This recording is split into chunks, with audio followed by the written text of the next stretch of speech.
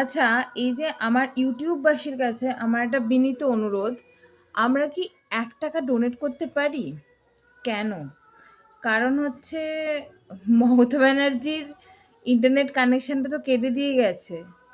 হিসেব মতো তো উনি এখন বেকার। আর এত বছর যে উনি অফিসিয়াল রেমুনারেশন পেয়েছে, সেটা তো উনি নেননি।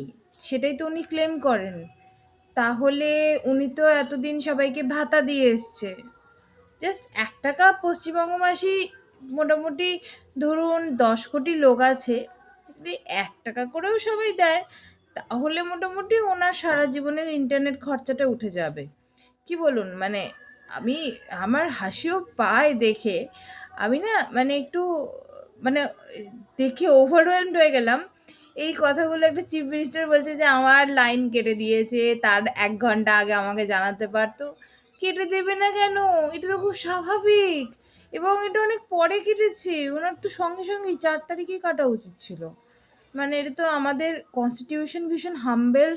যারা ওই পদে বসে আছেন তারাও ভীষণ হাম্বেল, তাই জন্য তো পরে কেটেছে। কি বলেন আপনারা?